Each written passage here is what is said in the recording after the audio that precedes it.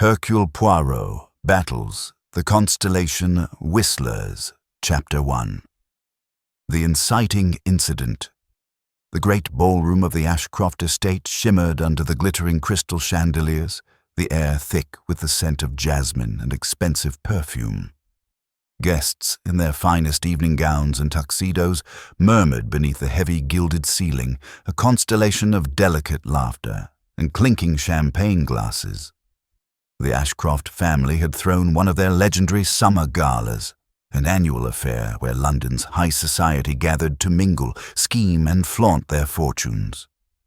But tonight, beneath the opulence, an undercurrent of tension rippled through the crowd, a feeling that something unseen, yet profoundly unsettling, lurked in the shadows. In the midst of this glittering throng, Lady Beatrice Ashcroft moved with practiced grace. Her sharp eyes, framed by delicate spectacles, scanned the room with a subtle anxiety that belied her composed exterior. The matriarch of the Ashcroft family, she was known for her unyielding control over both her household and her social circle. Beside her stood her son, Geoffrey Ashcroft, a dashing young man recently returned from the colonies. Geoffrey's easy charm masked a restless spirit, and whispers swirled that he was entangled in debts he could ill afford. Near him, his fiancée, the elegant but distant Victoria Hale, wore a smile that did not quite reach her eyes. At the far end of the room, a group gathered around the towering figure of Sir Malcolm Crane, a prosperous industrialist with ambitions as vast as his fortune. Among his acquaintances was Dr. Leonard Huxley, a renowned psychologist with a penchant for studying human behavior and secrets. The orchestra's soft strings suddenly faltered, and a piercing whistle sliced through the music, sharp and eerie. Heads turned, puzzled, as the haunting sound repeated, 3 distinct notes, rising and falling like an otherworldly call. The guests exchanged uneasy glances. The whisper among the staff was that a group known as the Constellation Whistlers, a shadowy cabal with a reputation for sending cryptic warnings through coded whistles, had returned to haunt the elite. Before anyone could settle, a sudden scream shattered the uneasy calm.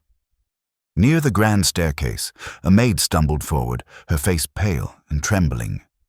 "Lady Beatrice, in the library. She's..." The crowd parted like the sea as Geoffrey and Dr. Huxley rushed toward the library. Poirot, who had only just arrived at the estate moments before, adjusted his immaculate cravat and followed with measured steps, his keen eyes absorbing every detail. Inside the library, Lady Beatrice Ashcroft lay slumped over her antique writing desk, her face serene but unnervingly cold. A letter opener protruded from her back, glinting ominously in the dim light. The room bore no sign of forced entry. The windows were shut tight, and the heavy velvet drapes were drawn. On the desk beside Lady Beatrice's hand was a half-written letter, the ink smeared as though the writer had been interrupted mid-thought. Across the room, a curious artifact, a small brass telescope, was tipped over on the floor. Geoffrey's face was a mask of shock and disbelief. Who could have done this? Mother had no enemies, at least none that I know of. Dr. Huxley knelt by the body, his professional composure now tested by the grim scene. "This was no accident. The wound is precise. Whoever did this knew exactly what they were doing." Poirot surveyed the room with a calm but penetrating gaze. His dark eyes flicked to the letter opener, then to the smeared letter. The silence between the gathered few was suffocating. Suddenly, a faint whistle echoed again, this time from somewhere just beyond the thick library door. Poirot's eyes narrowed. "Mes amis, this is not merely a murder, it is a message, and I suspect the game has only just begun." Outside the library, in the grand hall, the guests were gathered, whispers swelling into murmurs of fear and speculation. The presence of the Constellation Whistlers, once dismissed as legend, was now a chilling reality.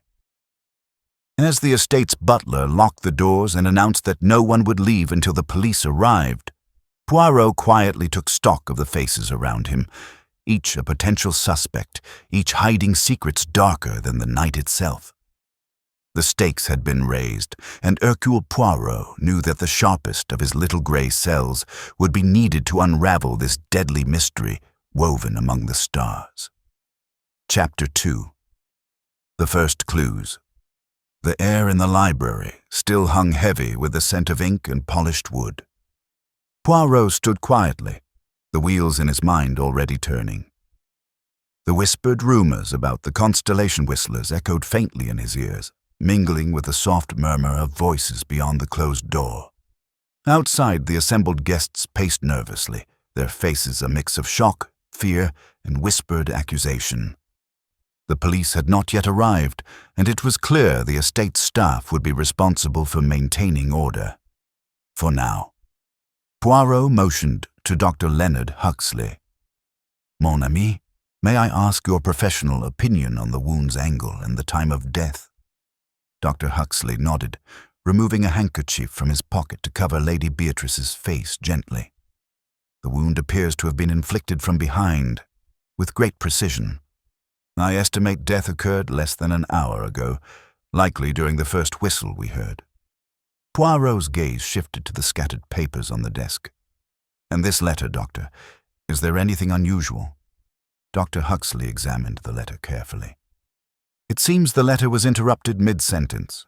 The ink is fresh, but the smudge suggests a sudden disturbance. Whoever killed Lady Beatrice wanted to prevent her from finishing this message." Poirot leaned closer. The words were faint, but one phrase caught his eye. "The constellation guides us. Danger draws near. Trust no one, but—" The sentence ended abruptly, his brow furrowed. An incomplete warning, perhaps. Suddenly, footsteps echoed down the hall. The estate's butler, Mr. Faraday, entered briskly, holding an envelope sealed with crimson wax. "Monsieur Poirot, this was found pinned to the outer door of the library just moments ago." Poirot took the envelope and broke the seal carefully. Inside was a folded note, the handwriting elegant but hurried. "The stars have spoken. The Constellation whistlers send their message. Look beyond the obvious. Beware the one who whistles twice." A ripple of unease passed through those present. Poirot's eyes glinted with a mixture of intrigue and caution. He turned to the guests who had gathered in the hallway. "Mes amis, it appears our murderer wishes to play a game, but this is no ordinary crime. It is riddled with puzzles and messages." Geoffrey Ashcroft stepped forward, his face pale but determined. "But who would do this to my mother? Who among us?" Poirot observed the crowd carefully. His gaze lingered on Victoria Hale, whose fingers nervously twisted a delicate pearl necklace, on Sir Malcolm Crane, whose expression was unreadable beneath his thick mustache, and on Dr. Huxley, who seemed unusually composed. Suddenly, Poirot's attention was caught by a small detail, a footprint in the thick Persian rug near the desk. It was faint, but undeniably present, muddy and fresh. He knelt and examined it closely. "Notice, mes amis, the size and pattern of this print. It is a clue, perhaps overlooked by others." Mrs. Penelope Graves, a distant cousin of Lady Beatrice, gasped softly. "But the doors and windows were all locked from the inside." Poirot nodded. "Precisely. Which suggests the killer is among us. Someone who had the means and opportunity." He turned to the butler. "Mr. Faraday, who had access to the library this evening?" "Only family members and select staff, monsieur," Faraday replied. "Lady Beatrice kept the keys herself, but several guests requested to see her privately during the evening." Poirot tapped his chin thoughtfully. "We must speak with each of these individuals. Secrets hide in plain sight, and a sudden death rarely comes without cause." His eyes then shifted to the brass telescope tipped over on the floor. It seemed oddly out of place. "Tell me, Mr. Faraday, is this telescope a recent acquisition or a long-standing fixture?" The butler frowned. It has been here for years, monsieur. Lady Beatrice had a fascination with the stars, often spending evenings in this room, gazing through it. Poirot gently picked up the telescope, noting a fine scratch along its side. He turned it over in his hands, searching for any hidden marks or messages. His expression darkened slightly. The constellation whistlers, indeed. It seems the stars are central to this mystery. Just then, Victoria Hale spoke quietly from the corner, her voice trembling but controlled. There was something odd about the whistling. It wasn't random, it felt like a code. My grandmother once told me stories of secret societies using sounds as signals. Poirot inclined his head. Exactly, mademoiselle. The whistles are no mere happenstance. They are a language, a warning, or perhaps a challenge. He glanced at the guests assembled. Tonight we stand on the edge of darkness and light. Each of you hides a truth beneath your masks. It is my task to peel back these layers, one by one. A hush fell over the room. The game had begun. Outside the library door, the faintest echo of a whistle, soft, deliberate, lingered in the air. Chapter 3. The Gathering of Suspects. The great hall of Ashcroft Estate was now transformed into an uneasy courtroom. The guests had been assembled by the butler's firm decree, forbidden to leave the premises until the mystery of Lady Beatrice's death was unravelled. The ornate walls and glittering chandeliers, once symbols of celebration, now seemed cold and oppressive. Poirot stood near the marble fireplace, calmly surveying the group. Each face told a story, some veiled in composure, others betraying nervous fissures. It was in these cracks, the little inconsistencies, that truth often concealed itself. "Mes amis," Poirot began, his voice polite but firm, "it is vital that we understand who was where and with whom during the time of Lady Beatrice's demise. Every detail, no matter how insignificant, may prove crucial." He turned first to Geoffrey Ashcroft, the grieving son, whose posture still held traces of defiance. "Monsieur Ashcroft, you have returned recently from abroad. Might I ask your whereabouts this evening, prior to the discovery?" Geoffrey squared his shoulders. "I was in the smoking room until shortly before the whistle interrupted the music.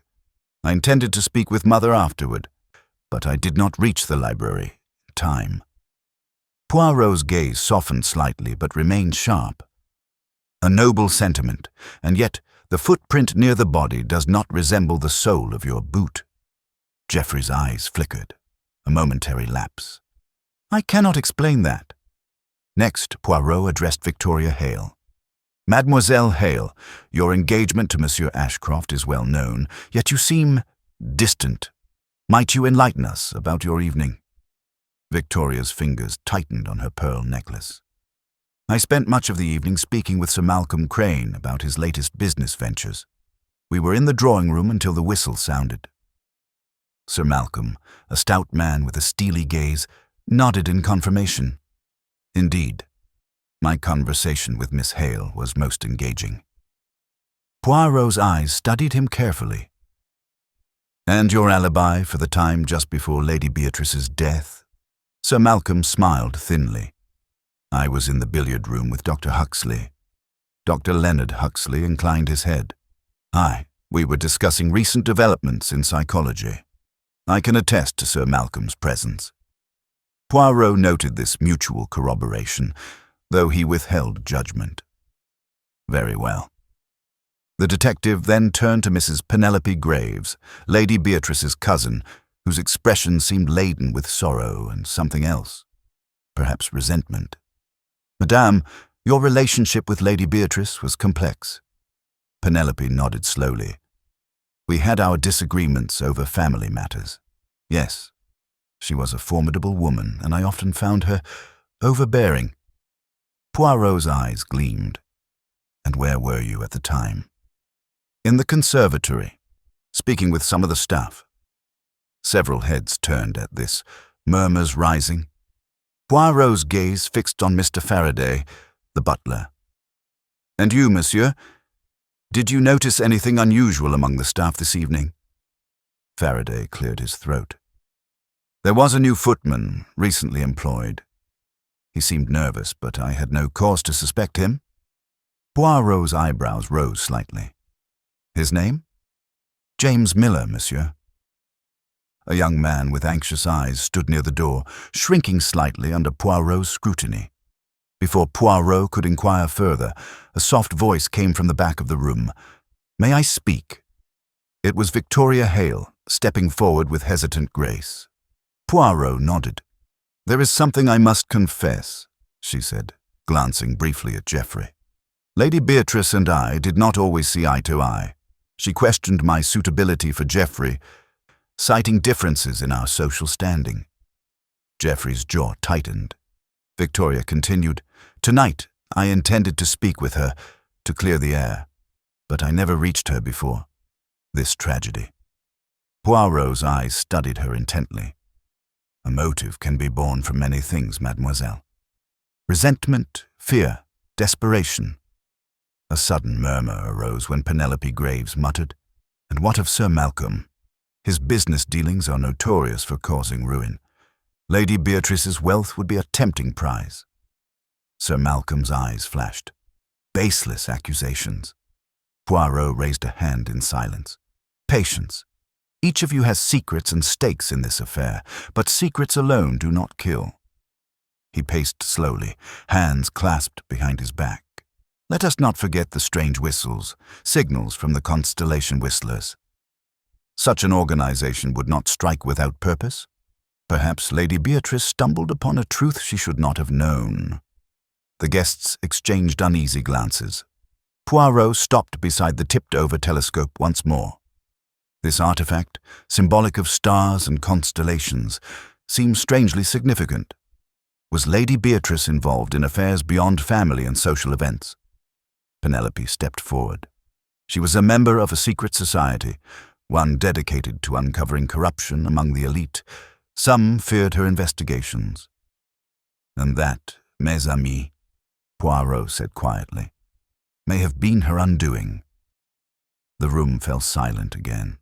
Suspicion had thickened like a fog. Poirot looked around, meeting the eyes of every person present. "Tonight, we begin to unravel a web of deceit. But beware.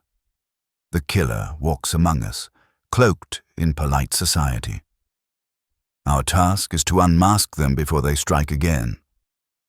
From somewhere in the hall came a soft, eerie whistle. 2 notes this time, deliberate and chilling. Poirot's eyes narrowed. "The one who whistles twice," he murmured, "is closer than we think." Chapter 4.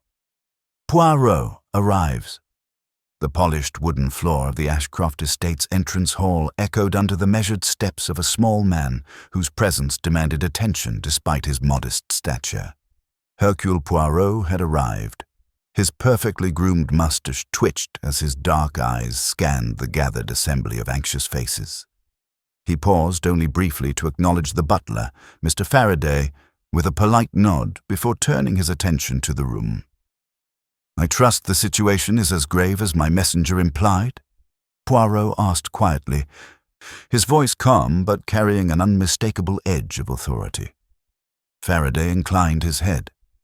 "Yes, Monsieur Poirot. Lady Beatrice Ashcroft has been found murdered in her study under mysterious circumstances. The estate is locked down and the guests are awaiting your direction." Poirot's lips curved into a slight smile. "Très bien. Let us proceed without delay." He strode toward the library, the place where the tragedy had unfolded. As he entered, his keen gaze took in every detail: the ornate mahogany desk, the scattered papers, the tipped-over telescope, and, of course, the body of Lady Beatrice, now discreetly covered. Poirot turned to Dr. Leonard Huxley, who was standing nearby. "Doctor, your initial assessment?" Dr. Huxley straightened. "A precise wound from behind, death likely within the hour before your arrival." "Merci." Poirot then addressed the assembled guests, who had been called into the room at his summons. "Mesdames et messieurs," he began, with a slight flourish of his hand. I am Hercule Poirot, and it is my duty to uncover the truth behind this most unfortunate event." He scanned the faces, each a mask hiding inner thoughts. "Permit me to make some observations." Turning first to Geoffrey Ashcroft, Poirot noticed the young man's tight jaw and restless hands. "Monsieur Ashcroft, your grief is evident, yet I note your reluctance to meet my gaze fully." Geoffrey swallowed hard. "I am overwhelmed, Monsieur Poirot." Poirot inclined his head sympathetically, but did not miss the flicker of guilt in the son's eyes. Next, Poirot observed Victoria Hale. Her posture was elegant, but a subtle tremor betrayed her nerves. "Mademoiselle Hale, you seem ill at ease. May I ask what thoughts weigh upon you?" Victoria's eyes darted to Geoffrey before she answered. "I am concerned for the future, monsieur. This tragedy changes everything." Poirot's attention then settled on Sir Malcolm Crane. The man stood tall, his expression unreadable but for a slight tightening around the eyes. "Sir Malcolm, your presence here is noted. Might I inquire as to your relationship with Lady Beatrice?" "Strictly professional," Sir Malcolm replied curtly, "though I will admit her passing affects certain business matters." Poirot's lips curled slightly. "Indeed, monsieur, financial matters often hold deeper secrets." He turned to Mrs. Penelope Graves, noting her distant demeanor. "Madame, your sorrow is tempered by something else. A shadow of resentment, perhaps." Penelope's gaze hardened. "Lady Beatrice could be difficult, but murder? I find it unthinkable." Poirot's dark eyes flicked to the staff assembled in the room, especially the young footman, James Miller, whose nervous energy was palpable. "Monsieur Miller," Poirot said softly, "you seem ill at ease. Is there something you wish to share?" The youth hesitated, then shook his head quickly. "No, monsieur. Just overwhelmed by events." Poirot's expression did not soften. "Very well." He then stepped toward the fallen telescope. His fingers lightly traced the scratch along its brass barrel. "Tell me, Mr. Faraday, does this mark have any significance?" The butler hesitated. "None that I know, monsieur. Just a blemish from years of use." Poirot shook his head gently. "Sometimes the smallest mark is the most revealing."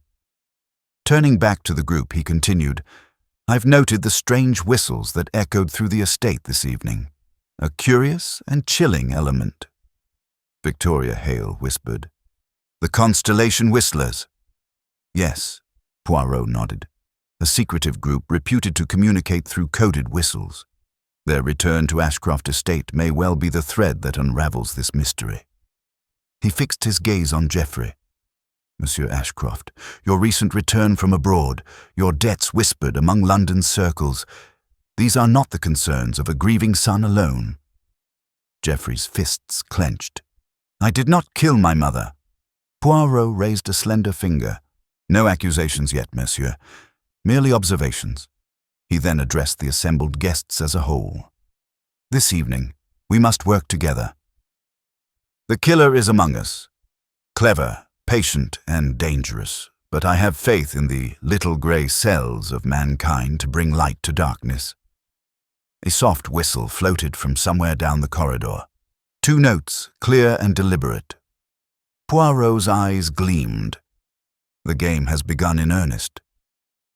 The guests exchanged wary glances, and Poirot's mind already raced ahead, piecing together fragments into a tapestry of hidden motives and masked truths. As the estate settled into uneasy silence, Poirot stood resolute, ready to peel back the layers of this deadly mystery. Chapter 5. Initial Interviews. Begin the grand drawing room, once alive with laughter and music, now bore the heavy weight of suspicion. Poirot, seated comfortably in a high-backed armchair, had begun his methodical questioning of the guests, each interview a delicate dance of words and subtle observation. His first visitor was Geoffrey Ashcroft, the bereaved son. Geoffrey's dark eyes reflected a turmoil that spoke of guilt and grief entwined. "Monsieur Ashcroft," Poirot began softly, Tell me again of your movements this evening." Geoffrey recounted. "I was in the smoking room, as I said, until just before the first whistle. I intended to speak with Mother afterward. But when the whistle sounded a second time, I hurried toward the library. It was too late." Poirot nodded, steepling his fingers. "And this smoking room, is it isolated from the main house?" "Not exactly," Geoffrey replied, "but there are many passages and doors. I saw no one suspicious." Poirot's eyes gleamed. "Yet the footprint by your mother's desk does not match your shoes." Geoffrey's jaw clenched. "I told you. I have no idea how it got there." The next to enter was Victoria Hale. Her delicate hands trembled as she took a seat opposite Poirot. "Mademoiselle Hale," Poirot said gently, "you mentioned a conversation with Sir Malcolm Crane. Did you notice anything unusual?" Victoria swallowed. Sir Malcolm spoke of financial troubles, but nothing seemed out of the ordinary. Though there was a strange tension between Lady Beatrice and another guest. I did not catch the name.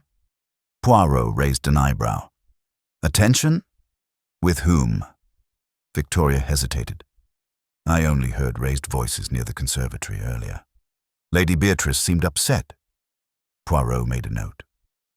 "Very interesting." Sir Malcolm Crane was summoned next. His imposing presence filled the room, but Poirot was unfazed. "Sir Malcolm, your alibi with Dr. Huxley is confirmed. However, I must ask about your business dealings with Lady Beatrice." Sir Malcolm's lips tightened. "Lady Beatrice and I were partners in several ventures. Disagreements were common, but nothing to provoke violence." Poirot smiled thinly. But business is often a battleground where many fights are fought quietly."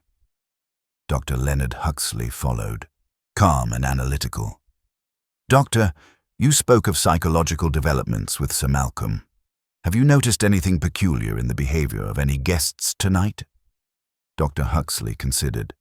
"Indeed, the stress of the evening has caused some to reveal cracks in their composure.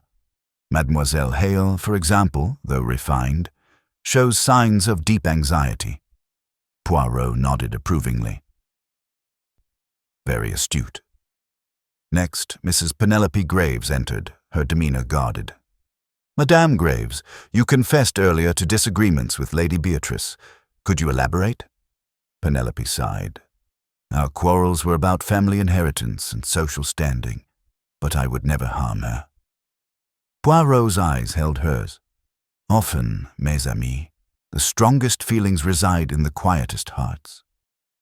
The footman, James Miller, was last. "Monsieur Miller," Poirot asked kindly, "have you noticed anything unusual about the other staff or guests?" The young man's hands shook.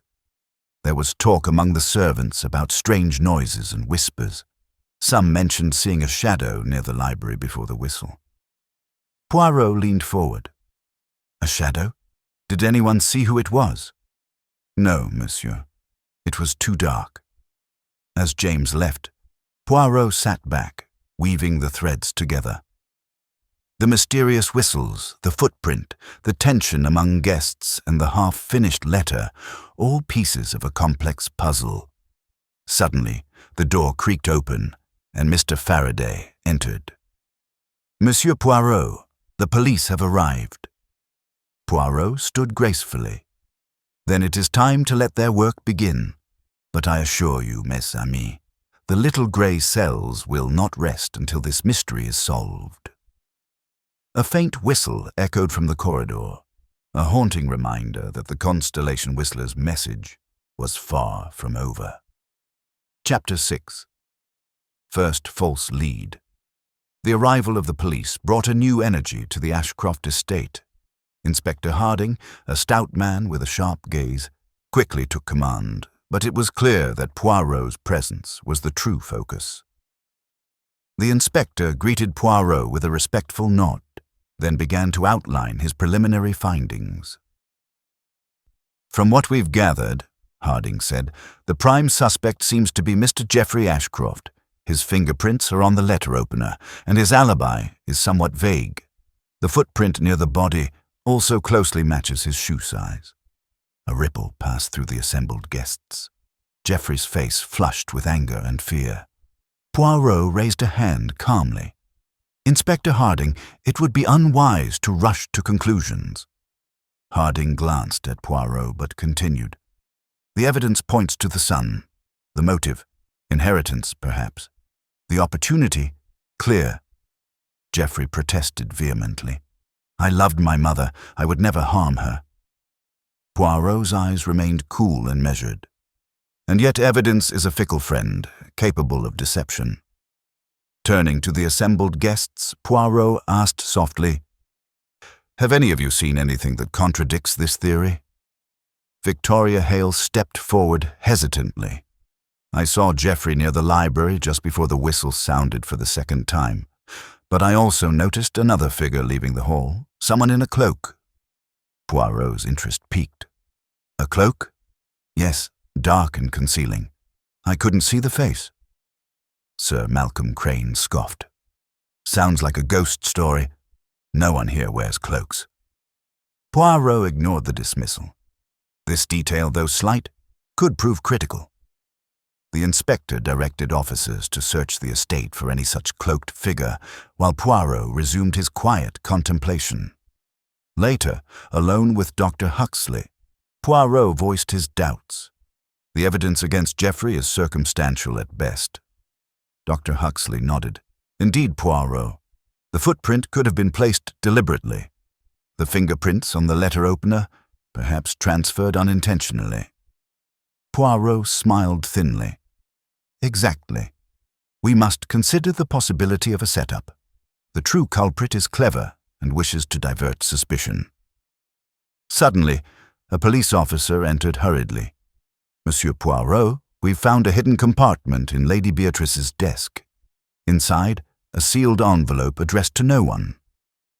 Poirot took the envelope with delicate fingers and broke the wax seal. Inside was a letter, penned in Lady Beatrice's hand. "To whom it may concern, if this is discovered, it means I feared for my life. The Constellation whistlers have returned, and with them, old dangers. Trust no one. The stars will reveal the truth." Poirot's eyes gleamed with intrigue, a dire warning from the victim herself. Inspector Harding frowned. More mysteries. But it only adds to the suspicion that Lady Beatrice was involved in something dangerous. Poirot turned to the inspector. "Dangerous indeed, but not always in the obvious places." He paced thoughtfully. The whistle's code, the mysterious cloaked figure, the warning letter, all suggest a game far more complex than simple murder. Geoffrey's protestations became more desperate. "I did not kill her. Please, you must believe me." Poirot placed a reassuring hand on Geoffrey's shoulder. "Patience, monsieur. Truth reveals itself in time." As the night deepened, Poirot observed the restless suspects. The false lead against Geoffrey was gaining traction, yet the detective's intuition warned him otherwise. A soft whistle pierced the silence, this time 3 notes rising and falling like a spectral melody. Poirot's eyes narrowed. The real danger is still in the shadows. The true whistler remains hidden. The game of deception had only just begun. Chapter 7. The Psychological Game.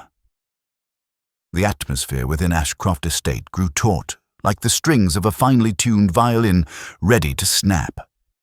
Poirot had now entered the delicate phase of his investigation, probing beneath the surface of politeness, watching carefully for cracks in the facades his suspects so carefully maintained. He convened the guests in the drawing room once more, seated them comfortably, then began his subtle campaign of psychological scrutiny. His questions were gentle, almost casual, but laden with implication. "Madame Graves," Poirot addressed Penelope Graves, "you mentioned earlier your disagreements with Lady Beatrice. Can you describe their nature in more detail?" Penelope's fingers tightened around her teacup, her voice steady but with an undercurrent of defensiveness. "Family matters. Disputes over inheritance and decisions Lady Beatrice made unilaterally." Poirot nodded slowly. Such conflicts can breed resentment, yes? Yet you did not consider confrontation. Penelope's eyes flashed briefly. No, Monsieur Poirot, I am not a murderer. A slight smile played on Poirot's lips.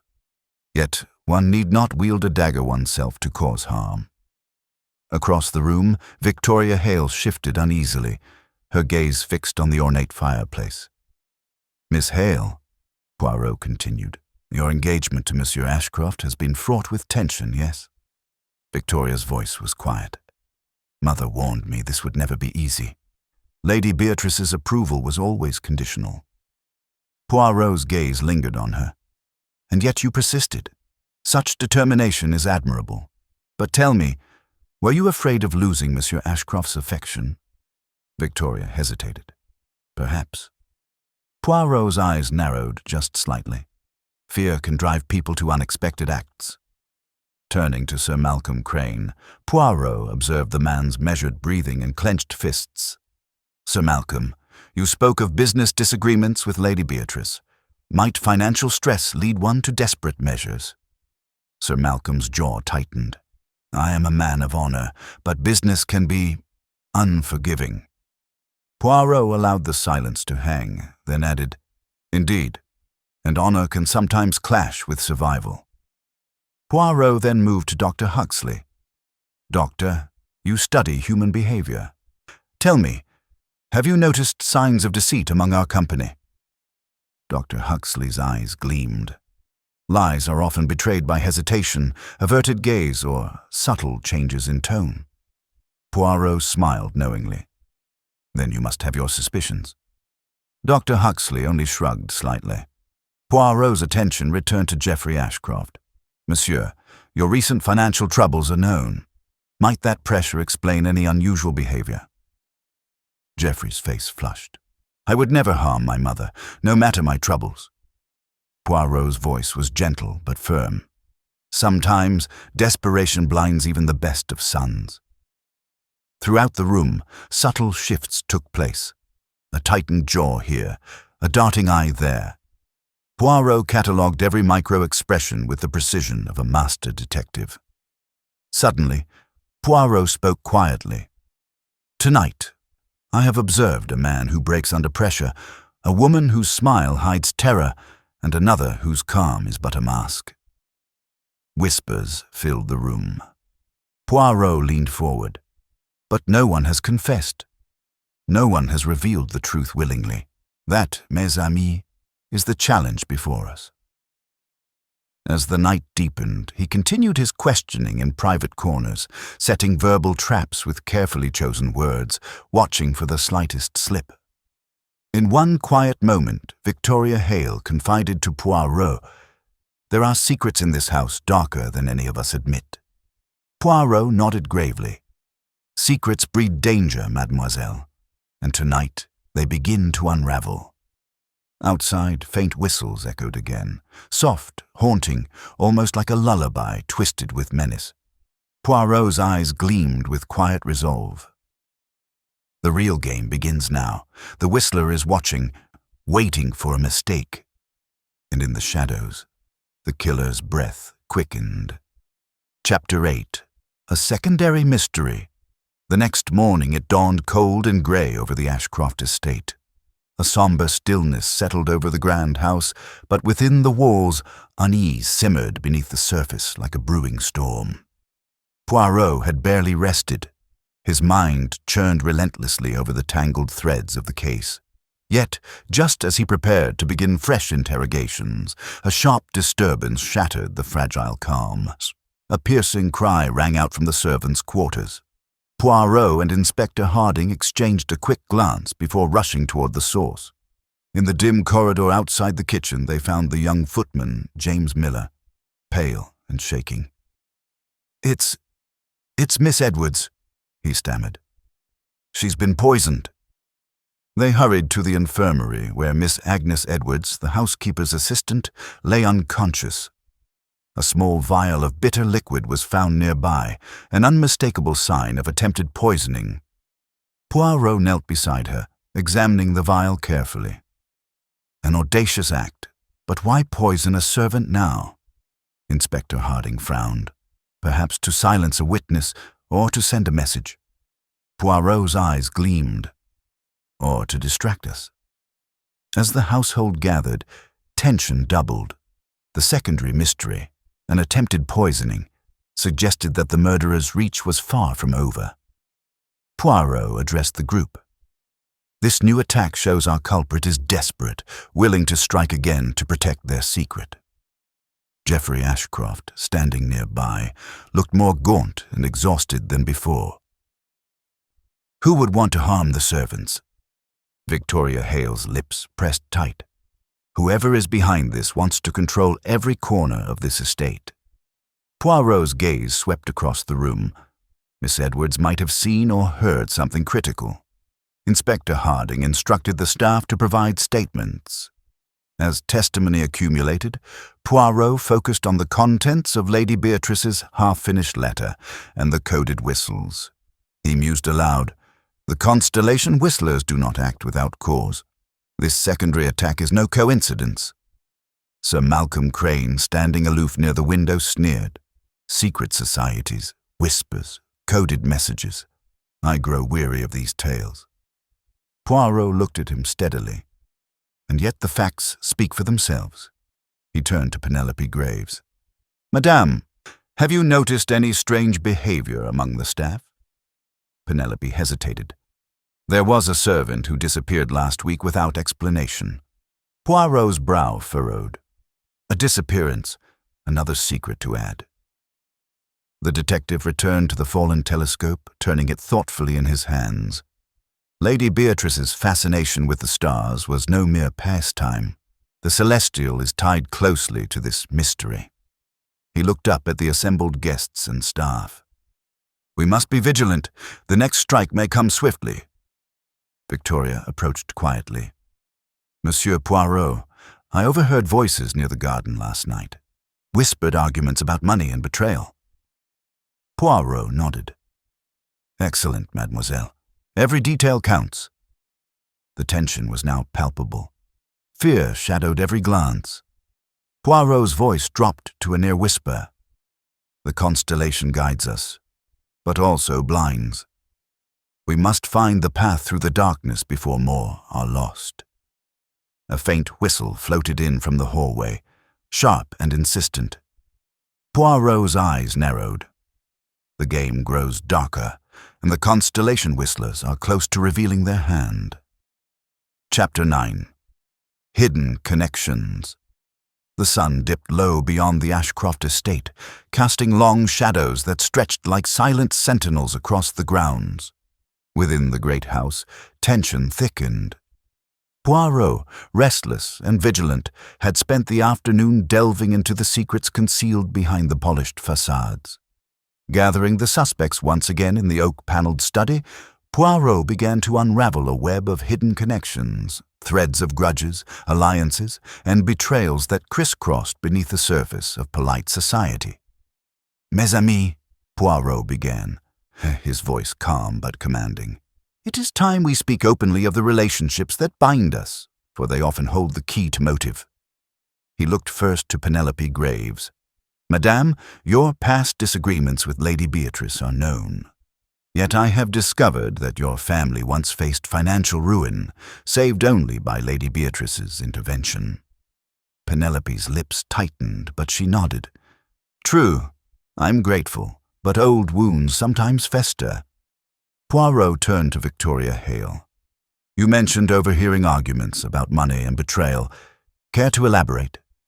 Victoria swallowed, eyes flickering. Lady Beatrice had threatened to cut Geoffrey off financially. There were whispers that Sir Malcolm Crane sought to buy her shares in a lucrative venture. Shares she had recently acquired from a mysterious source. Sir Malcolm's jaw clenched. That is true. Lady Beatrice's investments could shift power considerably. Poirot pressed on. And Dr. Huxley, your presence in this circle is curious. Your research into human psychology could be invaluable, or dangerous. Dr. Huxley inclined his head. I study motives and behaviors. It is my profession. Poirot's gaze sharpened. "And what have you observed here, among us?" The doctor hesitated. "I sense fear, but also calm. Some wear masks better than others." Poirot nodded approvingly. "Indeed, fear is a poor mask." The detective then revealed his findings about a series of letters uncovered in Lady Beatrice's private correspondence. Letters suggesting secret dealings among several guests, including Penelope Graves and Sir Malcolm Crane. These letters speak of alliances formed in shadows. Poirot said, "Money, power, and vengeance are currencies here." Geoffrey Ashcroft's voice broke the heavy silence. "So many betrayals in my own home." Victoria looked away, her fingers nervously twisting her pearl necklace. Poirot's eyes settled on the young footman, James Miller. "And you, Monsieur Miller, have you noticed any unusual conversations or meetings among the staff?" James swallowed hard. "There was talk of secret visitors, late-night meetings in the garden. I overheard a name, the Whistler." Poirot's eyebrows lifted. The Whistler, perhaps a clue to our mystery. As the conversation deepened, alliances shifted. Penelope and Sir Malcolm exchanged guarded glances. Geoffrey and Victoria sat close, yet their silence spoke volumes. Poirot spoke quietly. "The constellation guides us not only in the sky but through human hearts. Old grudges, secret pacts, hidden debts. They create a tapestry where murder finds fertile ground." A sudden knock interrupted the gathering. Mr. Faraday entered with a sealed envelope. "Monsieur Poirot, this was left at the front gate addressed to you." Poirot broke the seal and unfolded the letter. Inside was a cryptic message. "Seek where the stars fall and shadows gather. The truth waits beneath the silent watch." Poirot's eyes gleamed. "The mystery deepens, mes amis. We must look beyond the obvious into the places where light fears to tread." He closed the letter and met the eyes of each person present. Tonight, secrets will be unveiled, and the Constellation whistlers will no longer remain hidden. Outside, a faint whistle echoed, a long, haunting note that seemed to pierce the very soul of the estate. Poirot's face was resolute. "The Constellation watches. And so do I." Chapter 10. Poirot's secret clue. The evening had deepened into a velvet darkness, wrapping the Ashcroft estate in a cloak of quiet solemnity. The guests, weary from the day's tumultuous revelations, had retreated to their chambers. Yet, within the dimly lit study, Hercule Poirot remained a solitary figure, his sharp mind restless and probing, refusing to surrender to the quiet. The flickering fire cast dancing shadows upon the wood-paneled walls, shapes that seemed to swirl and twist like the secrets locked within the estate itself. Poirot sat in his high-backed chair, an aged envelope clutched lightly in his hand. The cryptic message it contained had been slipped beneath his door that very afternoon, and since then its words echoed relentlessly in his mind. "Seek where the stars fall and shadows gather. The truth waits beneath the silent watch." He traced the edges of the parchment with a slender finger, the paper rough beneath his touch. A clue, certainly, but of what kind? The words teased his thoughts, pulling at hidden threads that he was yet to unravel. He closed his eyes briefly and allowed the images of the day to play before him, like a silent film projected in his mind's eye. He pictured the tipped-over brass telescope, once a mere ornament in the library, now an object of interest. The smeared ink on Lady Beatrice's half-finished letter, a frantic message interrupted by violence. The muddy footprint found near her writing desk, an oddity in such a polished environment. The strange whistles that had echoed mysteriously throughout the estate. 3 distinct calls haunting the silence and sending ripples of tension among the suspects. Each detail was a note in a symphony of suspicion.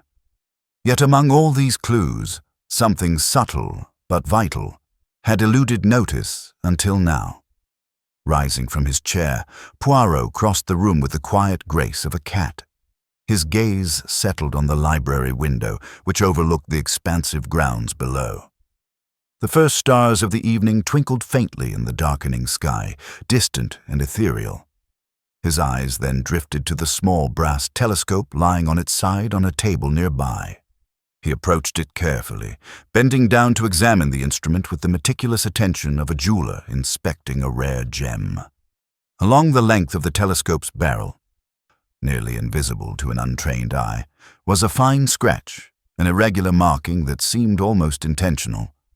Not a random blemish of age or accident, but a coded signature left by someone confident that no one would think to look so closely.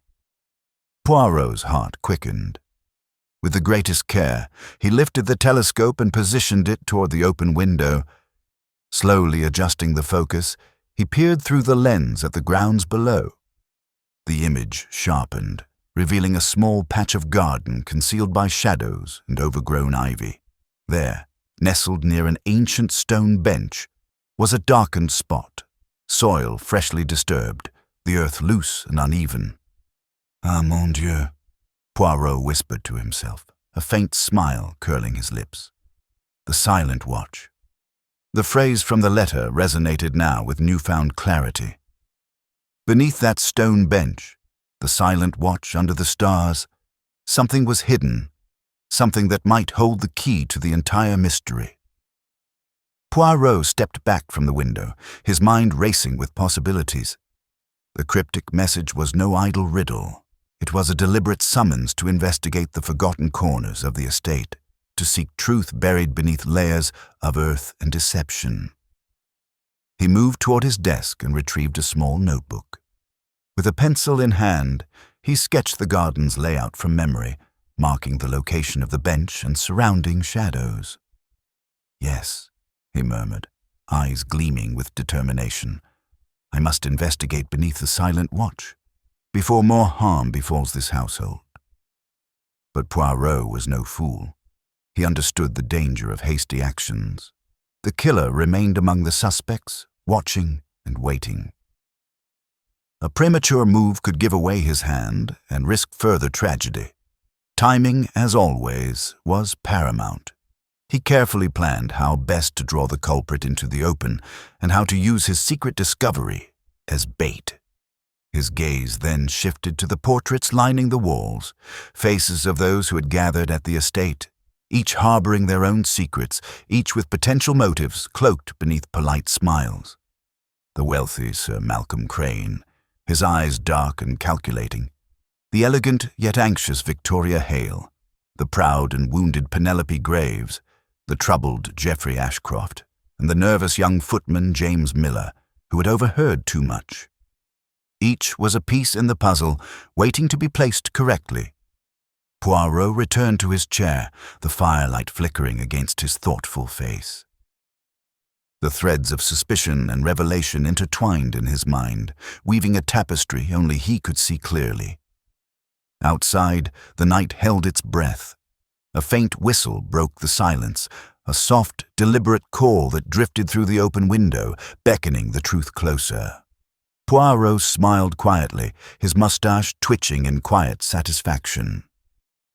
The Constellation whistlers might believe themselves hidden in shadow and secrecy, but their melody was now the detectives to decipher. The game, indeed, was about to shift. The next morning, Poirot awoke before dawn, the silent watch etched deeply in his thoughts. After a modest breakfast, he dressed with his customary precision, selecting a dark overcoat to shield him from the crisp air. He stepped outside, the estate cloaked in early mist, dew sparkling on the rose bushes and garden paths. The faintest light of the rising sun touched the horizon, casting pale pink hues across the sky. His first stop was the garden itself, where the stone bench stood, worn by time and enveloped in creeping ivy. Poirot approached with reverence, the air heavy with anticipation. Kneeling carefully, he inspected the disturbed earth. The soil was loose, the smell of freshly turned earth unmistakable. Poirot took from his pocket a small trowel and began to dig, slow and deliberate. The earth gave way to reveal a small wooden box, weathered but intact. His heart beat faster. Lifting the box, Poirot brushed away the remaining dirt and carried it back inside the library. With careful fingers, he opened the box to find a collection of letters, photographs, and a small silver whistle engraved with the emblem of the Constellation, the very symbol of the secret society at the heart of this mystery. The letters were fragile, penned in hurried script. One in particular caught Poirot's attention. A confession. "To those who find this," it began, "know that the Constellation song is one of pain and regret. I acted out of fear and old wounds. Forgive me." The detective's mind raced, piecing the significance of this discovery. This box was the confession and the final testament of someone tangled in the web of secrets, someone close to the tragedy. Yet Poirot also recognized the danger. Revealing this too soon might alert the killer, sending them into hiding or provoking further violence. He decided prudence was essential. For now, the secret would remain his alone. That afternoon, Poirot convened the remaining household in the drawing room. The air was heavy with expectation. "I have made a discovery," Poirot announced, holding the silver whistle aloft. "This whistle belonged to our murderer. It is both a symbol and a warning." He placed the whistle and letters on the table before the assembled company. "Long-held grudges, hidden alliances, and desperate fears have driven one among you to dark deeds." His eyes fixed on Penelope Graves. "Madame Graves, your bitterness and desire for revenge led to acts that have shaken this estate to its core." Penelope's composure faltered, but she said nothing. Poirot paced slowly, voice steady. The planted footprint, the poison attempt on Miss Edwards, the coded whistles, all part of a carefully woven design to deceive. He looked at each guest in turn. But every deception contains a flaw. And tonight, the Constellation will reveal its final truth. As the evening wore on, Poirot prepared his strategy to bring the killer into the open, setting subtle traps through conversation and observation. The silent watch, the code, the confession, they were all pieces that, when united, would illuminate the shadowed heart of the mystery. And so, beneath the watchful stars, the final act awaited. Poirot's little grey cells, sharp and unyielding, were ready. Chapter 11. Tensions rise. The morning light filtered weakly through the heavy curtains of Ashcroft Estate, but inside the grand drawing room, tension had thickened to a palpable weight. The guests and staff had been restless through the night, their nerves frayed, suspicions mounting like storm clouds ready to burst. Poirot stood near the fireplace, his eyes calm but keen, watching the subtle shifts of body language as the occupants of the house turned uneasily toward one another. "You see, mes amis," Poirot said quietly, addressing the group, "fear is a master manipulator. It makes allies of strangers and enemies of friends." Victoria Hales shifted in her seat, casting a wary glance at Geoffrey Ashcroft. Their engagement was strained now, their silence louder than words. Penelope Graves and Sir Malcolm Crane exchanged thinly veiled barbs across the room, their resentment simmering just beneath polite civility. Even James Miller, the young footman, seemed on edge, avoiding eye contact and wringing his hands nervously. Poirot's gaze lingered thoughtfully on each face. Last night's revelations and this morning's attempts to uncover secrets have set the stage for deeper discord.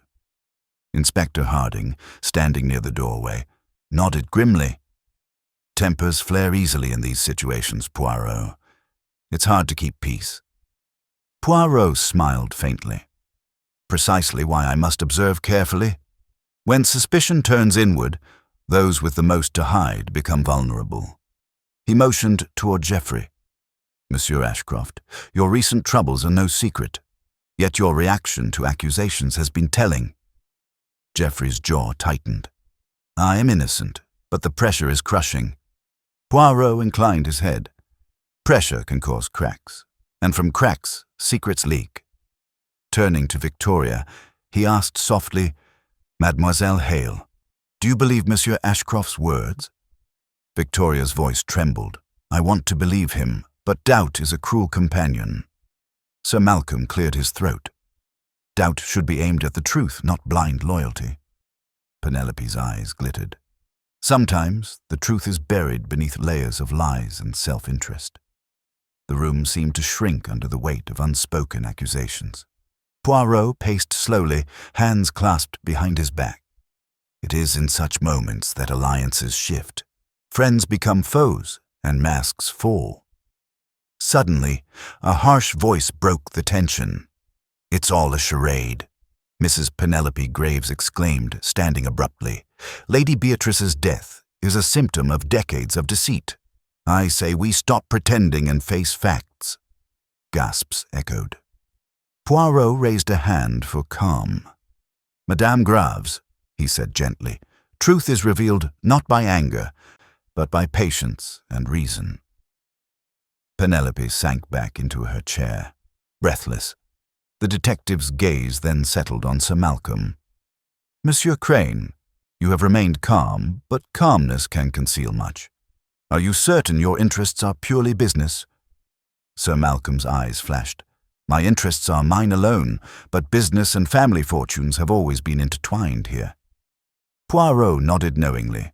"Indeed." Across the room, James Miller fidgeted, almost imperceptibly. Poirot's eyes locked on him. The young man suddenly blurted out, "I heard voices last night near the garden, voices talking about betrayal, debts, and the Whistler." All heads turned sharply. Poirot said quietly, "The Whistler, a name to remember. This is no random act of violence, but a carefully orchestrated drama."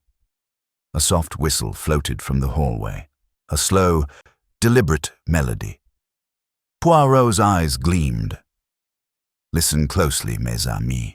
The Constellation whistlers play their tune, and soon a note will be missed by the guilty." As the room held its breath, Poirot knew that the rising tensions were more than emotional. They were the silent heralds of the truth drawing near.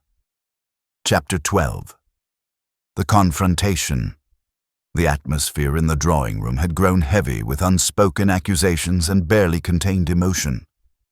Poirot, standing at the center, was about to apply the gentle but unyielding pressure that would force truth from shadow. His sharp eyes settled on Victoria Hale, whose hands trembled lightly on her lap. "Mademoiselle Hale," Poirot began softly, "there is something you have not told us, something you fear. Speak freely. I assure you the truth will only bring relief." Victoria's breath caught. Her eyes flickered with a mix of fear and resolve. "There is a letter," she whispered, "a letter Lady Beatrice wrote but never sent. It was hidden in her desk. A warning about someone among us." Poirot's gaze sharpened. "May I see it?" Victoria reached into her purse and withdrew a folded sheet of paper, worn and creased. Poirot unfolded it carefully. The handwriting was Lady Beatrice's, the words charged with urgency. "Beware the one who whistles twice. Trust no facade. The past is buried but not forgotten. The constellation hides more than stars. It hides vengeance." Poirot's eyes lifted to meet Victoria's. "This letter confirms much of what we suspected." He turned to the assembled guests. "Someone here has knowledge they should not possess." His voice grew quieter but firmer. "And now, Mademoiselle Hale, you will help us uncover the truth." Victoria swallowed, nodding. Poirot's gaze then shifted to Penelope Graves, who sat stiffly, her fingers clenching the armrests. "Madame Graves," Poirot said gently, "your family's secrets run deep. The letter suggests a long-buried grievance. Are you prepared to face it?" Penelope's lips pressed tight, but she did not deny the charge. Poirot's attention turned to Sir Malcolm Crane. "Monsieur Crane, your business dealings with Lady Beatrice have caused tension, yet the letter implies a personal motive." Sir Malcolm's voice was low but steady. "I admit our disputes were bitter. But murder?" Never. Poirot smiled thinly. Words are easy. Actions reveal the heart. He stepped closer to Geoffrey Ashcroft, who sat with a strained composure. Monsieur Ashcroft, your silence is telling. This letter warns of betrayal close to home. Could it be that the danger lies not in debts or business, but in blood? Geoffrey's hands curled into fists. I loved my mother, but I cannot say the same for all present. Poirot's eyes twinkled with a subtle challenge. And that, monsieur, is precisely what I seek to uncover. He paced slowly, his words deliberate. The one who whistles twice is no mere myth. They are among us, clever and patient. Yet every predator has a weakness. Suddenly, Poirot fixed his gaze on James Miller, the nervous footman. Monsieur Miller, you overheard voices in the garden. Did you catch any names or details? James swallowed and nodded. I heard talk of settling old scores and last warning, but it was too dark to see faces. Poirot's gaze sharpened. And did you notice anyone whistling? James nodded quickly. Yes, twice. It was near the stone bench. A murmur rippled through the room. Poirot's eyes gleamed. The silent watch is not silent after all. He turned back to the guests. Tonight, I will watch closely. The killer's mistake is near. As he spoke, a faint whistle echoed softly from the corridor, a deliberate, chilling call. Poirot's face grew stern. The Constellation whistlers send their message, and the final act approaches. Chapter 13. A desperate attempt to escape. The quiet hours of the night at Ashcroft Estate were shattered by a sudden commotion near the grand entrance. Poirot, awakened by the sound of hurried footsteps and raised voices, moved swiftly toward the source. In the dim glow of the hall, officers grappled with a figure attempting to force open the massive front doors. It was Victoria Hale, her face pale but fierce, struggling desperately against the firm grip holding her back. Let me go. I have to leave, she cried, her voice trembling with panic. Poirot stepped forward calmly, his presence commanding attention. Mademoiselle Hale, why do you seek to flee at such a critical moment? Victoria's eyes flashed with desperation. I can't stay here. I'm being framed. The real killer is still among us, and if I don't leave now, I'll be the next victim. Inspector Harding tightened his hold. Calm yourself, Miss Hale. You're not to leave until this matter is resolved. Poirot's gaze softened. Speak plainly, mademoiselle. What drives you to such desperation? Victoria took a deep breath, steadying herself. Last night, I found a note in the garden near the stone bench, the silent watch spot. It said I was next. I feared for my life. Poirot nodded thoughtfully. The silent watch has become a place of messages, it seems. He glanced toward the assembled guests and staff, their faces etched with anxiety. Mes amis, these threats are more than idle words. Someone here wishes to silence Mademoiselle Hale. Geoffrey Ashcroft stepped forward. Victoria, you must stay. Together, we can find the truth. But Victoria shook her head. I cannot trust anyone here. Poirot's eyes narrowed. Trust is fragile in times like these, yet fleeing is not the answer. He motioned to the officers. Escort Mademoiselle Hale to a secure room. She will remain under watch. As Victoria was led away, Poirot turned to the group. This desperate flight confirms what I have long suspected. The tension here is no accident. The killer grows impatient, reckless. Inspector Harding interjected. And their next move may be violent. Suddenly, a loud crash came from the library. Everyone rushed toward the sound. Inside, the overturned telescope lay shattered, the brass pieces glinting on the polished floor. On the desk, a torn scrap of paper fluttered, bearing the hastily scrawled words. One whistle left. The constellation will judge. Poirot bent to pick up the fragment, his expression grim. The killer's message is clear. Time is running out. He rose slowly, eyes sweeping the room. Tonight, we must be vigilant. The final note approaches. Suddenly, from the darkened corridor, a faint whistle sounded, long and mournful. Poirot's voice was steady but resolute. "The killer is among us, but they have made a mistake. I will expose them before the last whistle fades." The guests exchanged uneasy glances. The game of the Constellation whistlers was nearing its climax, and Poirot's little grey cells were ready. Chapter 14. The final piece falls into place. The quiet tension in Ashcroft Estate was suffocating, each occupant weighed down by the creeping dread of the unknown. Poirot retreated to the library once more, alone with his thoughts and the scattered clues. The torn note found on the desk haunted him. "One whistle left. The Constellation will judge." What final judgment awaited them, and from whom? He paced slowly, eyes scanning the room as if the very walls whispered secrets. Then, with a sudden clarity, his gaze fell on the uneven floor near the stone bench outside the window, a place now etched deeply in his mind as the silent watch. He stepped toward the window, hands pressed on the sill, and looked out at the moonlit garden. There, beneath the shadow of the bench, a subtle disturbance caught his eye. A patch of soil slightly darker than its surroundings, freshly turned. Poirot smiled faintly. "Ah, mes amis, the earth does not lie." He fetched a small trowel from the garden tools stored nearby and knelt to carefully uncover what lay beneath the soil. With delicate hands, he unearthed a small, weathered box, sealed but not locked.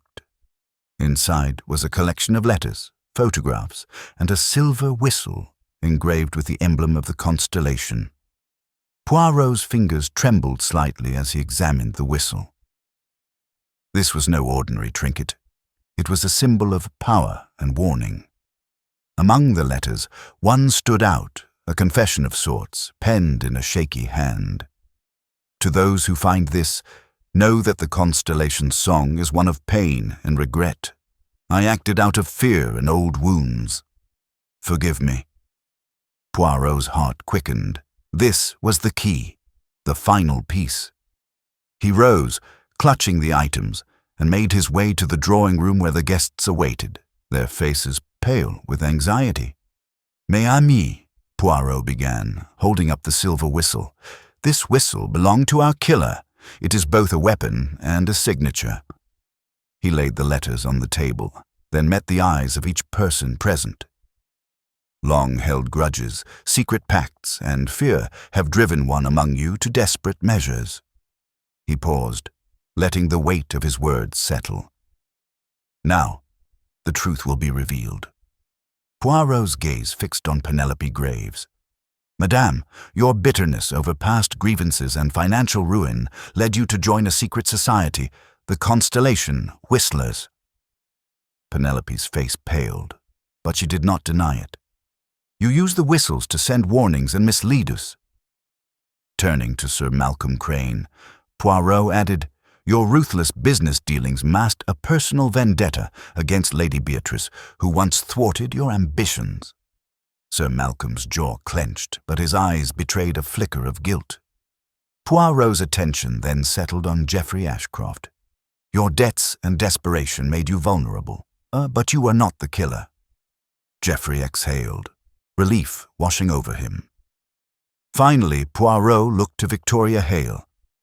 "Mademoiselle Hale, you were the unwitting pawn in this cruel game. But your courage helped bring the truth to light." The room was silent as Poirot continued. The letters hidden beneath the silent watch exposed the murderer's remorse and fear. He held up the confession letter again. "It is you, Madame Graves, who orchestrated the events, the footprints, the poison attempt, the whistles, your design to avenge old wounds." Penelope's composure crumbled. "It was never meant to end this way," she whispered. "I only wanted justice." Poirot nodded solemnly. Justice, when taken by one's own hand, becomes a dangerous melody. The faintest whistle echoed softly from the corridor, a mournful note signaling the end. Poirot's eyes gleamed with quiet satisfaction. The constellation has been judged, and the truth is revealed. Chapter 15. The Final Gathering. The grand drawing room was bathed in the soft glow of the evening lamps, casting long shadows that flickered against the polished mahogany panels. The atmosphere was thick with anticipation as the guests, now fewer in number but heavy with unease, gathered once more under Poirot's summons. The long, winding investigation had narrowed the field, but the final truths were yet to be spoken. Poirot stood at the head of the room, his small stature somehow magnified by the gravity of the moment. His sharp eyes swept across the assembled faces. Geoffrey Ashcroft, pale but steadier now.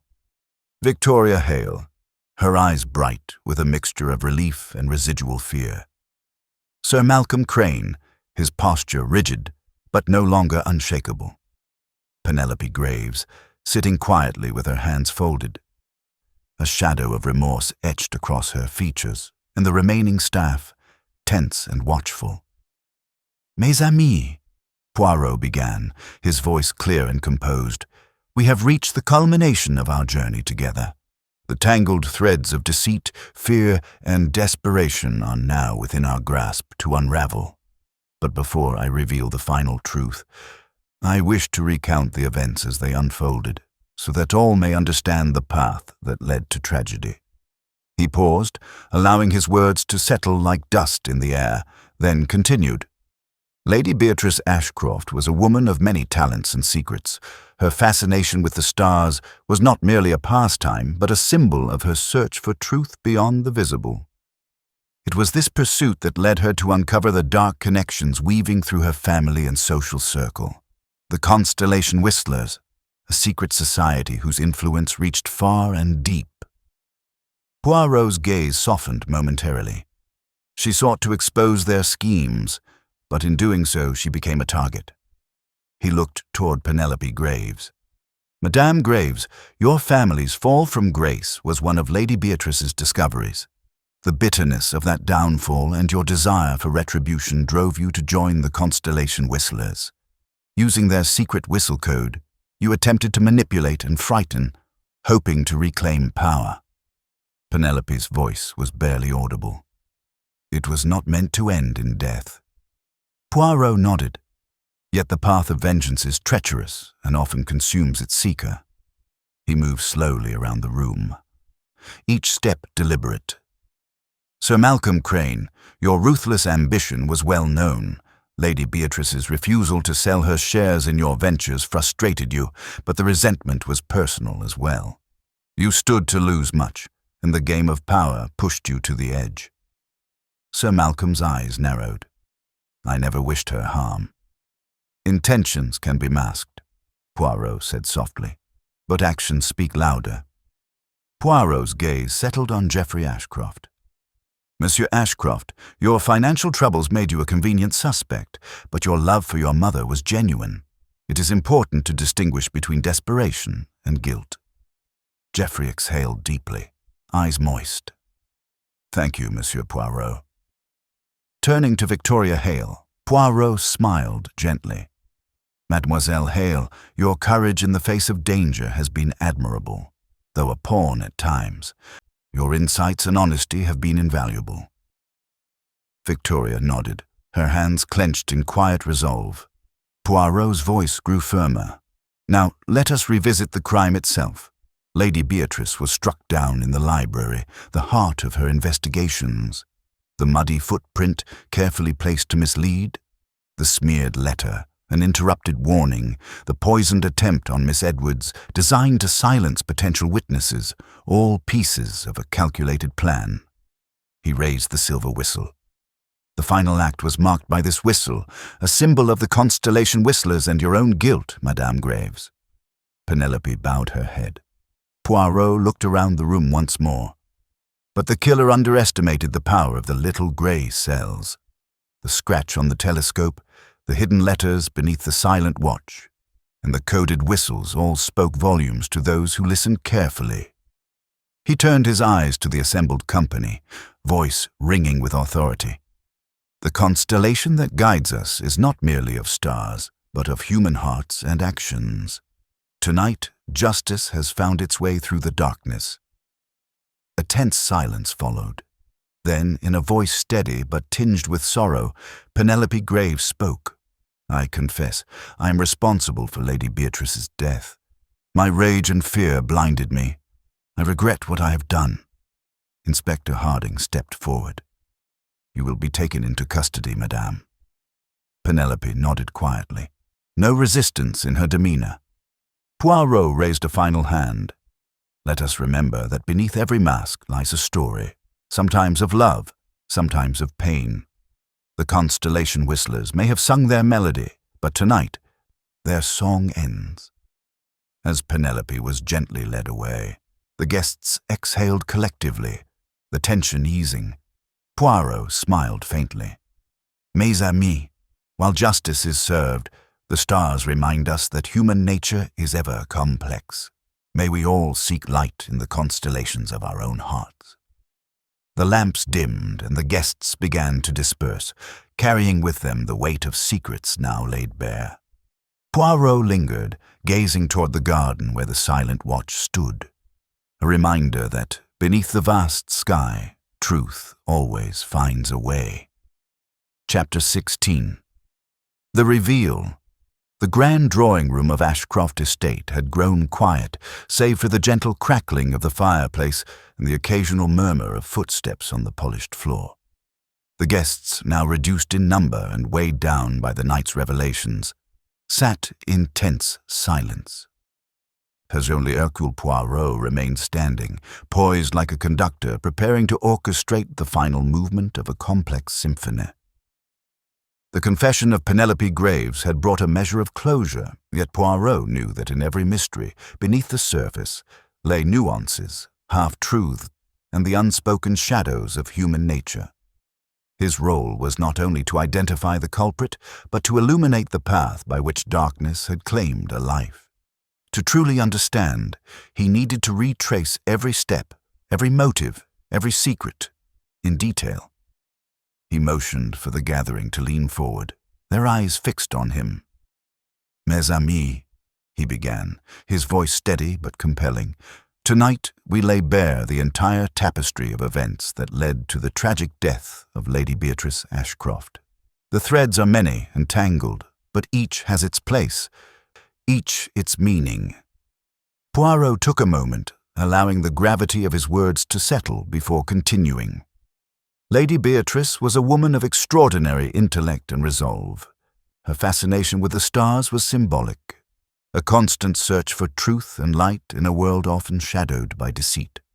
It was this pursuit that brought her into conflict with those who preferred darkness. His eyes rested briefly on Penelope Graves, whose face was pale but composed. The Constellation Whistlers, a secret society cloaked in mystery, operate through coded messages, whistles, symbols, and clandestine meetings. Lady Beatrice discovered their existence and their involvement in manipulating fortunes that intertwined deeply with the Ashcroft family's legacy. Poirot's voice softened. "Penelope Graves, you spoke of past grievances and loss. Your family's ruin was indeed partly a consequence of Lady Beatrice's investigations. That bitterness, combined with your desire for revenge, led you down a dark path." Penelope's gaze dropped. "I never wished for her death, only to reclaim what was lost. Yet vengeance, once set in motion, is a force that consumes all, including the avenger." Poirot paced slowly, his gaze sweeping the room. Sir Malcolm Crane's ambition was no secret. His business dealings with Lady Beatrice were fraught with tension. When she refused to sell shares in a lucrative venture, a bitter feud erupted. Though he denies direct involvement, his presence at critical moments cannot be overlooked. Sir Malcolm shifted uncomfortably but remained silent.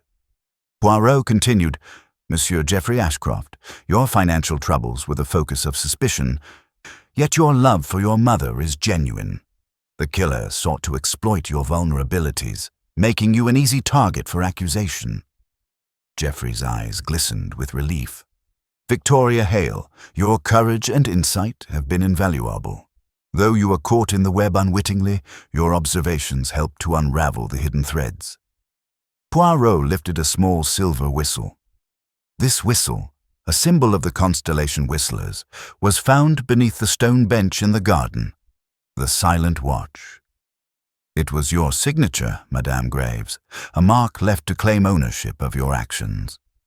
The detective's eyes darkened. "Your plan was intricate. The coded whistles to mislead, the poisoned attempt on Miss Edwards to silence, the footprint at the scene to misdirect." Poirot's voice grew sharper. "But even the most elaborate ruses unravel under the scrutiny of the little grey cells. The scratch on the telescope, the unfinished letter, the hidden cache beneath the silent watch, all revealed your guilt." He turned toward Penelope. "Tell us, why did you choose such a convoluted method?" Penelope's voice was trembling but steady. "Because simple vengeance would not suffice. I wanted to send a message, to expose the corruption and fear that Lady Beatrice had uncovered." Poirot nodded solemnly. "Yet in doing so, you brought only tragedy." He faced the room once more. "This case teaches us that beneath every polished surface lies human complexity. Love, greed, fear, and hope entwined in endless dance." A soft knock interrupted the moment. Inspector Harding entered with a sealed envelope. "Monsieur Poirot, this arrived just now. Addressed to you." Poirot opened the letter, unfolding it carefully. The note read, "Bravo, Monsieur Poirot. Your deductions have been precise, but beware. The Constellation's song is not over. Another note awaits." A ripple of unease passed through the room. Poirot's eyes twinkled with a mix of amusement and caution.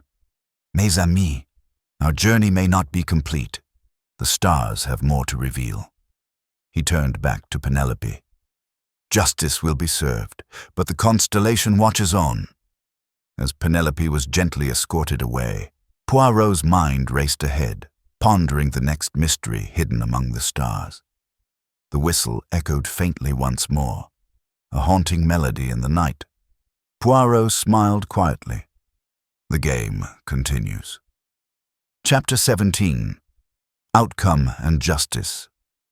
The arrest of Penelope Graves sent a profound ripple through Ashcroft Estate. Where relief might have been expected, a heavy cloak of sorrow and uncertainty descended instead. The revelation of the murderer's identity, long hidden beneath layers of resentment, desperation, and betrayal, had not healed the wounds carved deep by years of unspoken grudges and fractured trust.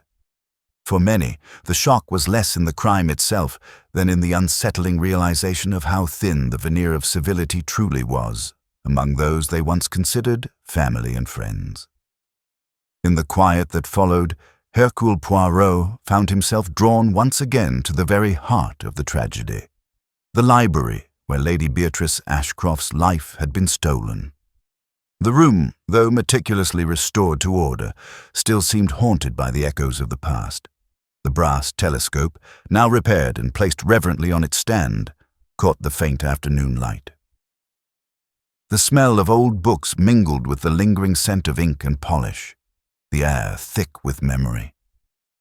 Poirot's dark eyes, sharp as ever, roamed over the familiar surroundings. Each artifact, every scattered paper and detail of the room spoke volumes to him, the unfinished letter smeared by haste, the tiny scratch on the telescope, the footprint faint yet undeniable. These small tokens of a night filled with fear and fury were the silent witnesses to a story he had painstakingly pieced together. He was joined by Geoffrey Ashcroft, the son of the deceased, whose expression bore a mixture of gratitude and profound grief. "Monsieur Poirot," Geoffrey said quietly, "words cannot express the depth of my thanks. Without your keen insight and tireless dedication, my mother's killer might have escaped justice entirely." Poirot inclined his head modestly. Monsieur Ashcroft, justice is a journey made possible only by the search for truth. It is my hope that knowing the truth may offer you some small comfort, even in the shadow of loss." Geoffrey's voice was heavy with sorrow. "I fear this estate, the place my mother loved, will never again feel like home. The very walls seem to carry the weight of secrets too terrible to bear." Poirot offered a gentle smile. "Change is inevitable, but it is also an opportunity. The stars may shift, but they continue to shine, guiding us forward." As the afternoon waned, Poirot summoned the remaining guests and staff to the drawing room. His purpose was clear: to bring finality, to ensure every soul present understood the intricate web of events and emotions that had culminated in tragedy. "Mes amis," Poirot began, his voice measured and authoritative, "we stand at the end of a long and difficult journey. The tangled threads of deceit, ambition, and fear have been drawn tight and now must be carefully unraveled for all to see." His eyes flickered across the room, resting on each individual in turn. Lady Beatrice Ashcroft was not simply a victim of circumstance. Her life was a testament to courage and curiosity, a relentless search for truth in a world where shadows often obscure reality. Her fascination with the stars was symbolic of this pursuit, a yearning to find light amidst darkness. Poirot's gaze softened briefly as he regarded Penelope Graves, whose face was pale but resolute. "Penelope Graves, your story is one of pain and regret. Your family's ruin was intertwined with Lady Beatrice's discoveries. Bitterness festered, and with it, the desire for retribution. You aligned yourself with the Constellation Whistlers, whose coded messages and secretive influence you sought to wield." Penelope's voice was barely audible, tinged with remorse. "I never wished for her death, only to see justice done." Poirot nodded solemnly. "But justice taken into one's own hands can lead only to tragedy. The desire for vengeance is a fire that consumes all it touches." He paced slowly, each step deliberate, as he addressed the room once more. "Sir Malcolm Crane, your ambitions are well known. Your clashes with Lady Beatrice over business were bitter and personal. Though you deny direct involvement, your motives and actions have not escaped notice." Sir Malcolm's jaw tightened, but he spoke no word. Poirot's eyes shifted to Geoffrey Ashcroft. "Monsieur Ashcroft, you were ensnared in suspicion due to your debts and desperation, but your love for your mother was genuine. The real murderer sought to cast a shadow upon you, knowing your vulnerabilities." Geoffrey exhaled deeply, a weight lifting. "Victoria Hale, your bravery and insight throughout this ordeal have been vital. Though caught in the crossfire of deception, your honesty has helped us unveil the truth." Victoria offered a small nod, her eyes still reflecting the shock and sorrow of recent events. Poirot then lifted the small silver whistle, the emblem of the Constellation Whistlers and the murderer's signature, high enough for all to see. This whistle, found hidden beneath the silent watch, was a symbol of control and warning. "Madame Graves, you left it as a mark of your actions. Your plan was carefully orchestrated. Coded whistles to confuse, the poisoned attempt on Miss Edwards to silence, and the planted footprint to mislead." His voice grew firmer. "But even the most intricate plot can unravel under the scrutiny of the little grey cells. The tiny scratch on the telescope, the unfinished warning letter, and the hidden cache beneath the garden bench revealed your guilt." Turning toward Penelope Graves, Poirot asked gently, "Why choose such a complex method? Why involve so many innocent people in this dangerous game?" Penelope's eyes filled with tears. "Because simple revenge would not have sufficed. I wanted to expose the corruption, the lies, to make them all feel the weight of fear I carried." Poirot regarded her with compassion and firmness. Yet the cost was too great. He faced the assembled company, voice rising slightly. "This tragedy reminds us all that beneath the surface of civility lie passions and fears that can ignite destruction. Justice, though delayed, has now been served. A heavy silence filled the room. At that moment, a soft knock interrupted. Inspector Harding entered, holding a sealed envelope. "Monsieur Poirot, we have just received this from Scotland Yard. It seems the Constellation Whistlers are part of a wider network involved in financial crimes, blackmail, and threats extending beyond this estate." Poirot's face darkened. "The Constellation is larger, more dangerous than we feared." Harding continued. "Your investigation has cracked one branch of this web, but the roots run deep and wide." Poirot sighed. "Justice is a river without end, Inspector. We have stemmed one current tonight, but the waters flow on." As dusk gave way to night, Poirot took a solitary walk through the estate's gardens. The rain had ceased, leaving glistening droplets upon leaves and flowers. The silent watch stone bench stood bathed in moonlight, its silence a stark reminder of the secrets it had concealed. He pondered the whispered threats, the coded whistles, and the web of human frailty that had led to murder. Suddenly, a soft whistle echoed through the trees. 3 notes, faint but unmistakable. Poirot smiled softly. The Constellation's song continues, but tonight the melody has changed. Returning indoors, he gathered his belongings. The time had come to depart Ashcroft Estate, leaving behind a household forever altered. Before stepping into the waiting carriage, Poirot shared a final thought with Geoffrey. "Remember, monsieur, the stars themselves are constant, but their meaning shifts with the observer. Guard your truth well and seek the light, even in the darkest of nights."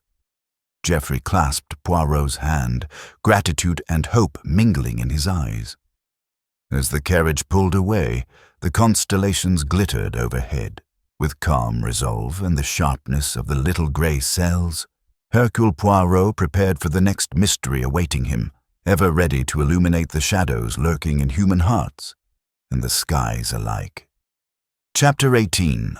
The Closing Remark. The carriage rumbled steadily away from Ashcroft Estate, the house's silhouette fading into the twilight behind them. Hercule Poirot, seated comfortably inside, gazed thoughtfully through the window at the darkening English countryside.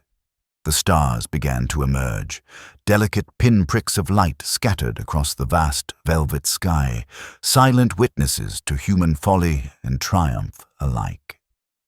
For hours, Poirot's mind revisited the intricate puzzle that had unfolded.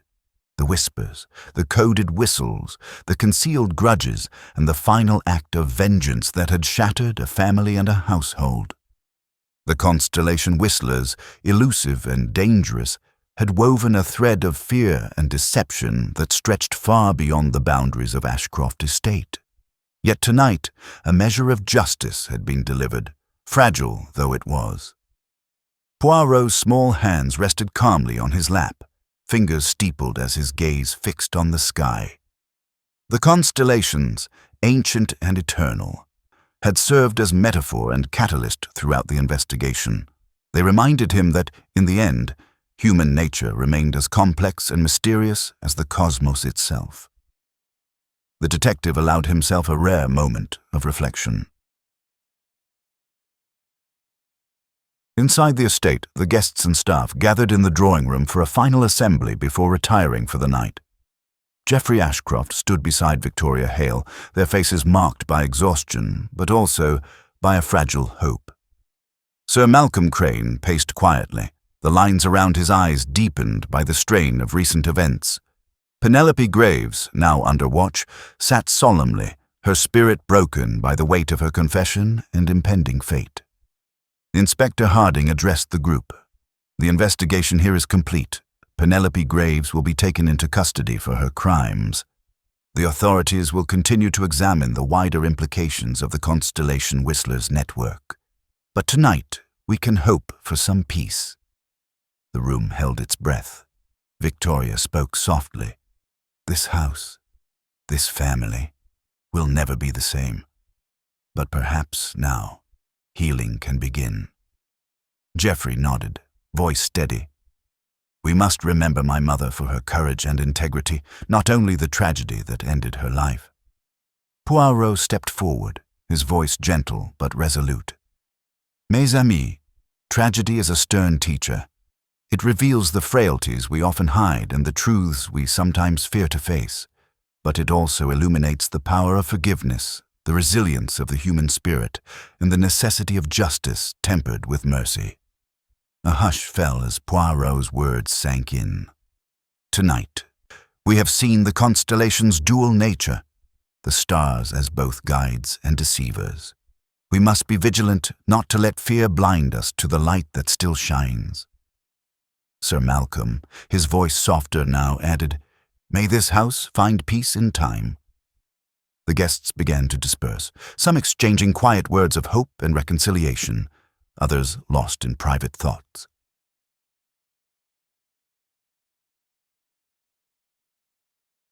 Later that evening, Poirot sat alone in the estate's small study, reviewing his notes one last time.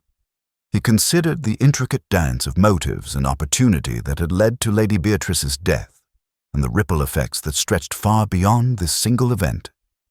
His mind returned to Penelope Graves, a woman crushed beneath the weight of her past, driven to desperate acts by long-buried wounds.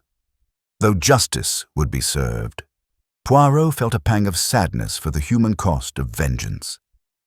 The detective's gaze moved to the silver whistle resting on the desk, a symbol of power, warning, and, ultimately, downfall. Poirot mused aloud. The Constellation whistlers believed themselves masters of the night, but they forgot that even the darkest sky cannot hide the smallest star. As dawn approached, Poirot prepared to depart. He walked through the quiet halls, pausing at the library where Lady Beatrice's life had been extinguished. He stood by the window, looking out at the garden's silent watch, the stone bench now bathed in the gentle glow of morning light.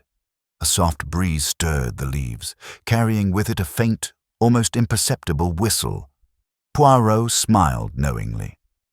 The melody lingers, but the song has changed. Stepping outside, he took a moment to gaze upward. The stars, once distant mysteries, now felt closer, reminders of the eternal dance between light and shadow, truth and deception. The carriage awaited, ready to carry Poirot away from Ashcroft Estate and toward new enigmas yet to be unraveled. Before stepping inside, Geoffrey approached the detective. "Monsieur Poirot, thank you for bringing light to our darkness." Poirot clasped his hand warmly. "It is the duty of the detective, monsieur, to seek truth, to offer justice, and to remind us all that even in the darkest nights, the stars guide the way." With a final nod, Poirot settled into the carriage. As it rolled away, the constellation above shimmered brightly, a silent witness to the mysteries of the human heart. And thus ended the tale of the Constellation Whistlers, a story of secrets, shadows, and the relentless pursuit of light. Chapter 19. The Aftermath. The weeks following the harrowing events at Ashcroft Estate were a time of uneasy calm. The English countryside, with its rolling hills and quiet villages, seemed to breathe once again beneath the steady rhythm of rain and sun. Yet, for those who had witnessed the darkness that had unfolded within the grand walls of the estate, the memory lingered like a shadow, reminding them that even in the most refined settings, human nature could twist into something dangerous. Hercule Poirot returned to London, the familiar streets bustling with their usual mixture of haste and charm. He settled into his modest lodgings with the quiet dignity he had always maintained, the precise order of his surroundings reflecting the meticulousness of his mind. Yet, the stillness of his room could not quiet the echoes of the Constellation Whistlers, those shadowy figures whose secret codes had sent ripples of fear and treachery through Ashcroft. As he sat by the window, watching the evening stars blink awake in the dusky sky, a polite knock at the door brought him back to the present. "Come in, Hastings," Poirot called, his voice warm but measured. Captain Hastings entered, carrying a parcel and a stack of newspapers. His face bore the gentle concern of a man who had witnessed too much suffering in recent days. "I trust you've been well, Poirot," Hastings said, settling into a chair opposite the detective. "Mon ami," Poirot smiled. "I've been well enough, though the mind seldom rests after such a case." Hastings spread the newspapers out on the table. "There's been much written about the Ashcroft affair. Penelope Graves' confession has made headlines, but there's also speculation about the deeper conspiracy you uncovered.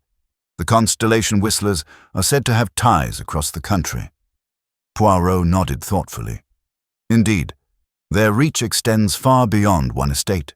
The criminal network is intricate and shadowy. Our work there has merely begun to unravel a small section of it." Hastings looked puzzled. "But Madame Graves confessed. Isn't that the end?" "On the surface, yes," Poirot said gently. "But beneath that confession lies a web of motives and hidden players. Many are still at large, and the full extent of their activities is yet unknown." He paused, fingers steepled. "It is often said that the stars guide us, but the real challenge is interpreting their light correctly. The Constellation whistlers are masters at masking their intentions, much like the very stars themselves, distant, mysterious, and easily misread." Hastings sighed. "So it is not just one case closed, but a greater battle ahead." Poirot's eyes gleamed with quiet resolve. "Precisely, mon ami. The battle between light and shadow never ends. Justice is a river that flows on, sometimes clear, sometimes turbulent." Back at Ashcroft Estate, life moved forward slowly. Geoffrey Ashcroft and Victoria Hale, united by their shared grief and newfound understanding, worked quietly to rebuild the fractured family legacy. Though the estate bore the scars of betrayal, it was also a place of healing. Victoria often spent her mornings in the gardens, now tending the very patch of earth known as the Silent Watch. The stone bench, once a mere ornament, had become a symbol, a silent witness to the tragedies and secrets buried beneath it. Geoffrey, once burdened by debt and despair, found renewed purpose in restoring the estate's fortunes, determined to honor his mother's memory with integrity and care. The remaining guests and staff continued to navigate the fragile peace, aware that their lives had been forever altered by the dark events that had unfolded.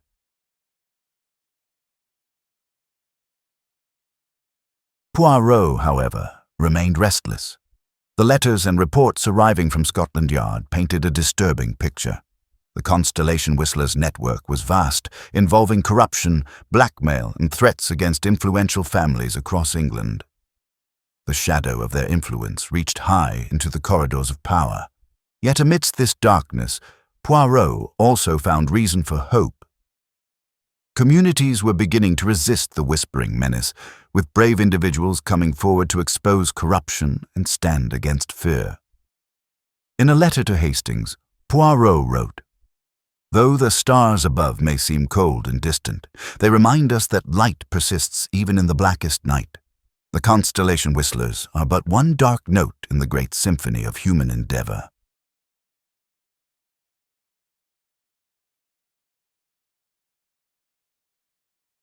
One crisp autumn evening, Poirot and Hastings met at their usual café. Over steaming cups of coffee, they discussed the nature of justice and the human condition. "Hastings," Poirot mused, "this case has shown me that beneath the trappings of wealth and status lie passions as raw and powerful as those found anywhere. Fear, jealousy, hope, all mingling in a dance as old as time." Hastings nodded. "It's why your work is so important, Poirot. You don't just solve puzzles. You understand people." Poirot smiled. But understanding is the first step to compassion. Justice without mercy is but cruelty." As they spoke, the world outside continued its ceaseless turning. But inside, a small victory had been won, a family healed, a secret society's grip loosened. The final days before Poirot's departure from London were filled with quiet reflection. He took a solitary walk through Hyde Park, the crisp air tinged with the scent of fallen leaves. Gazing upward, he found solace in the constellations, the same stars that had guided Lady Beatrice, that had whispered secrets to Penelope Graves, and that now watched over those left behind. The stars remind us of our place in the universe, Poirot thought, small yet capable of great light. Returning home, he prepared for his next journey, knowing the world held countless mysteries still waiting to be unveiled.